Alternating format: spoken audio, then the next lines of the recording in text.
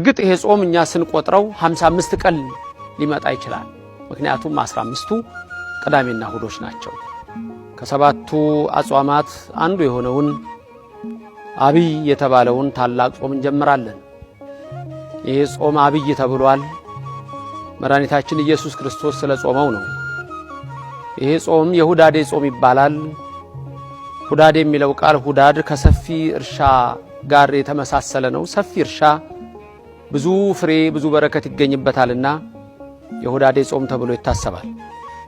የዛሬው መልእክቴ ባጭሩ አንድ ስለ ቤተክርስቲያናችን መናፍቃን ከሃዲያን ተነስተው በብዙ ሊያጠፏት ከጥንት ጀምሮ ያለ ፈተና አለና ስለ ቤተክርስቲያናችን በዚህ ጾም ውስጥ እግዚአብሔርን አስበን የተለያየው አንድ እንዲሆን በተለያየ ስፍራ ያለው በአንድ ሐሳብ እንዲስማማ አንዱ በዚህ በጾም ውስጥ የምናስበው አጽራረ ቤተክርስቲያን እንዲያስታግስልን ቅድስት ቤተክርስቲያናችን እንዲጠብቅልን ይሄንን ጾም በመንጾም ሰዓት ዋና የምናስበው ይሄ ነው።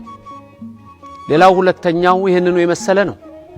ይሄም የሀገራችን ጉዳይ ነው። የኢትዮጵያ ጉዳይ ነው። በዚህ ጾም ውስጥ እግዚአብሔርን ልንለምነው የሚገባው አንዱ እግዚአብሔር ምሕረትን እግዚአብሔር ቸርነትን ሰጥቶ ልክ ባለፈው ስናስበው የነነዌን ጾም እንዳሰብን እግዚአብሔር እንደ ደመና መጥቶ የነበረውን ሰዓት ገፎ እንደወሰደላቸው ይልቁንም በዚህ በአብይ ጾም ደግሞ ምሕረቱንና ይቅርታውን ቸርነቱንና በጎነቱን ለምነን አዎ የሰላም ሀገር ይኖረን ዘንድ ሁሉ ጊዜ ልንጸልይ ይገባል። እኔ አንድ ነገር ማምነው ሁሉ ጊዜም ሰላም ከላይ ነው፣ ዝናብም ከላይ ነው፣ ፀሐይም ከላይ ነው። እግዚአብሔር ሁሉን ያውቃል፣ ሁሉንም ይችላል፣ ያውቅበታል። እንድንሞት የሚያደርግ እግዚአብሔር እንድንወለድም መጀመሪያ ያደረገ እሱ ነው። ይሾማል፣ ይሽራል፣ ይተክላል፣ ይነቅላል። ሁሌም ደግሞ ትክክል ነው እግዚአብሔር። ስለዚህ በዚህ ጾም ውስጥ አንዱ የምናስበው አገራችንን የምሕረት ሀገር፣ የሰላም ሀገር፣ የፍቅር ሀገር እንዲያደርግልን በምሕረት አይኑም እንዲመለከተን ነው።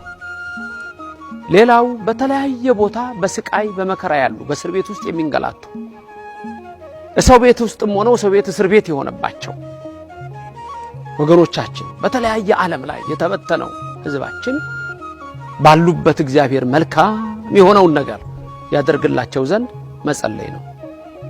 ሌላው ስለ ራሳችንም መጸለይ ነው። እግዚአብሔር ሕይወታችን እንዲባርክ ኑሯችን እንዲቀድስ ፍቅርና ሰላም እንዲሰጠን ሁሉ ጊዜ ልንማጸነው ይገባል። ይሄ አብይ ጾም አብይ ነው ብያችኋለሁ። ጌታ የጾመው ነው።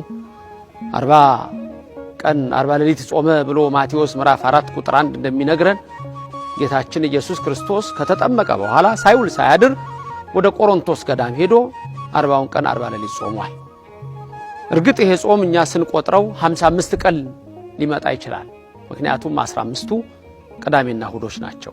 በጠዋት ቁርስ ስለሚበላ ስለማይጾሙ ከ55 15ቱ ሲነሳ 40 ይሆናል። አባቶቻችን ይህን ሥራ ሰርተዋል። ሌላም ትርጉም አለው። ለአሁን ግን ይህን ነው የማስተላልፈው። በዚህ አጋጣሚ ደግሞ የምነግራችሁ ቤተክርስቲያናችንን የሚቃወሙ ሰዎች የሚያስተምሯቸው ትምህርቶች አሉና በየርዕሱ ላይ በቅርብ ጊዜ ውስጥ በተከታታይ በዚህ በጾም ውስጥ እነዚህን ትምህርቶች እንደማስተምር ይህንን ለመግለጽ ነው።